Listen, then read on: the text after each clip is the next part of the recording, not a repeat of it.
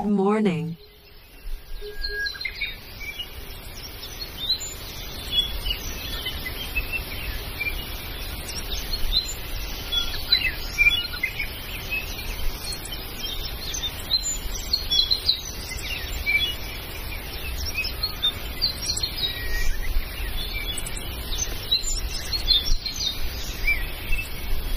هاي يا بنانيت، عاملين ايه؟ رب دايما تكونوا بخير. انا عايزاكم بقى النهارده تتفرجوا على الفيديو علشان تشجعوني، لان انا بجد زعلانه قوي ومش عارفه اعمل ايه. انا هحكي لكم اللي حصل لي، بس قبل ما ندخل في الفيديو متنسونيش باللايك واشتراك في القناه وتفعلوا زر الجرس، ودعوه حلوه منكم تفرحني من قلبكم.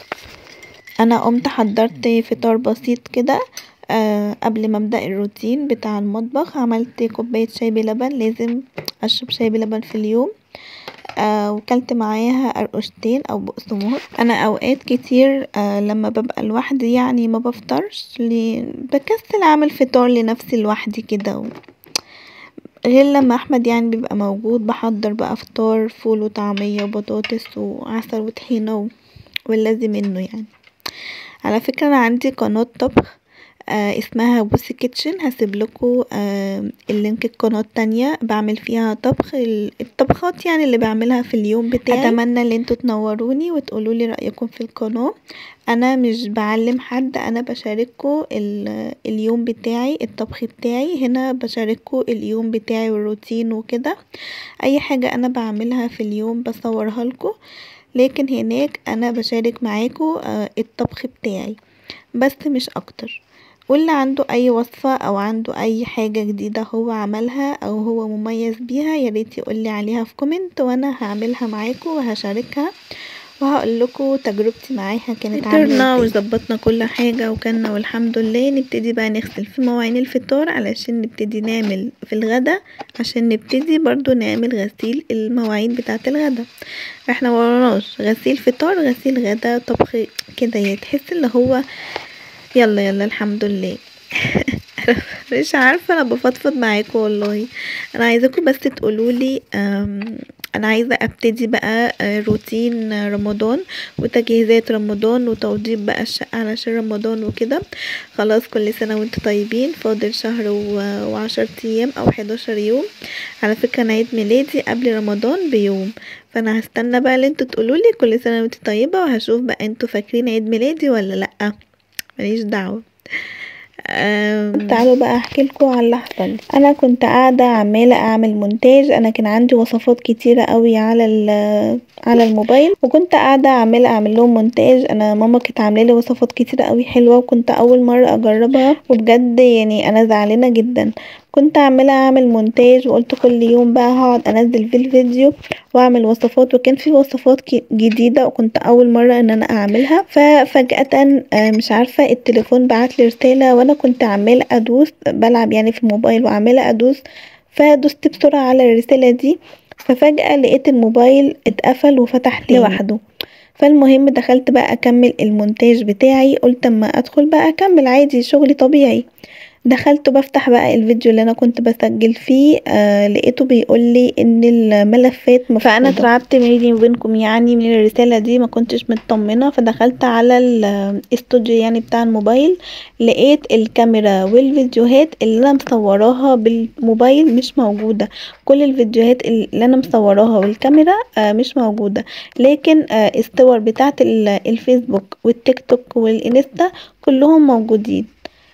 فاتخضيت. حاولت بقى ان انا احاول ان انا ارجع كل الحاجات اللي هي ضاعت مني يعني، وحملت برامج وحاولت ان انا انزلهم ما بتنزلش. وبجد انا زعلانه قوي مش عارفه اعمل ايه.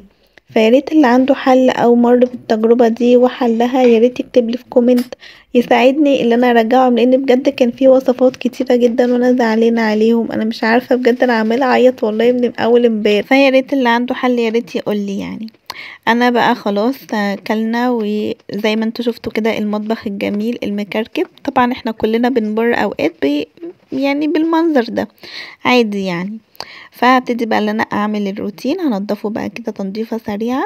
هو اصلا المطبخ الدرف من جوه نضيفه ما فيهاش حاجه، بس هو الكركبه اللي بتبقى على فوق الوش دي بعد كل طبخه كده يعني، فاهمين؟ بس انا نضفته بقى والمطبخ الحمد لله نضف. انا بحب قبل ما انام كده انضف المطبخ بالذات، لان ما دام المطبخ يبقى فيه مواعين او مكركب تحس ان الشقه كلها مكركبه. بس انا عايزه بقى اقول لكم ان الكوسترات اللي انتوا كنتوا شايفينها من شويه دي انا اللي عاملاها، بجد حلوه قوي، وارخص من بره، بجد ارخص كتير كتير كتير. حاولي انك تعملي الحاجات دي بنفسك، على فكره سهله جدا. لو انتوا عايزيني انزل لكم فيديو بالطريقه قولولي وانا هعمل كده. بجد سهله قوي. انا في حاجات كتير قوي عاملاها في البيت هاند ميد، اللي بيشوفها اصلا ما يصدقش اللي انا عاملاها. انا بحب، عندي هواية يعني بالهاند ميد، وكان نفسي اشتغل من زمان يعني هاند ميد، بس ما كنتش بتوفق، وانتوا عارفين يعني الشغل هنا عندنا يعني عامل ازاي. بس يلا الحمد لله. انا عايزه بس اقول لكم ان احنا عايزين نبدا مع بعض توضيبات رمضان، ونعمل بقى خطه في رمضان كده ونبتدي مع بعض. وايه رايكم نختم المصحف مع بعض؟ انا الحمد لله كل سنه بختمه مرتين، مره مع صحابي ومره مع العيله. وانا السنه دي هبتدي ان شاء الله اختمه معاكم. لو انتم موافقيني بالفكره دي اكتبوا لي في كومنت، ونبتدي مع بعض ان شاء الله في رمضان ونعمل ايه روتين. واللي بيعمل روتين معين او عنده فكره معينه بيعملها في رمضان يا ريت تكتبوها لي في كومنت واحنا نشاركها مع بعض. تعالوا كده نشارك مع بعض الهوايات او الخطط والحاجات اللي انت بتعمليها. عادي نشترك مع بعض، يعني لو عندك فكرة حلوة وانا عندي فكرة حلوة نتناقش مع بعض وننفذها مع بعض. صدقوني بجد هتبقى حلوة قوي، فكرة حلوة قوي. هستناكم بقى تكتبوا لي في كومنت الخطط بتاعتكم واللي انتوا بتعملوه في رمضان. لو تعالوا بقى اوريكم المخبأ بتاعي دوت، درج السعادة بتاعي. انا ببقى مخبياه كده علشان محدش شكله غيري. اي حاجة حلوة بحبها بحطها في الدرج ده. انا بصوا انا والله مش عارفة ايه اللي ممنوع ايه اللي مقاطعة يعني من المنتجات دي. لو في اي حاجة مقاطعة من المنتجات دي ياريت تقولولي علشان ما اجيبهاش. انا بطلت فعلا حاجات كتير وما كنتش اعرفها، بس انا بطلتها ومبقتش اصلا تدخل بيتي عموما يعني. بس وده يكون الفيديو بتاعنا النهارده. يا رب يكون يا رب يعجبكم وينول اعجاب. هو انا ايه اللي بقوله ده؟ انا لساني اتعوج يا جماعه، مش عارفه والله يحصل فيا ايه تاني. الحمد لله. بصوا بجد السناكس ده حلو قوي، طعمه حلو جدا بجد، لازم تجربوه. بس يا رب بقى يكون الفيديو عجبكم. ما تنسونيش بقى باللايك واشتراك في القناه، وهستنى رايكم في كومنت وتقولوا لي هتبداوا توضيب رمضان في ايه. واستنوا بقى الفيديو مش عارفه هو هينزل لكم امتى، بس فيديو مشتريات المطبخ ومشترياتي عموما. جبت مشتريات حلوه قوي هتعجبكم.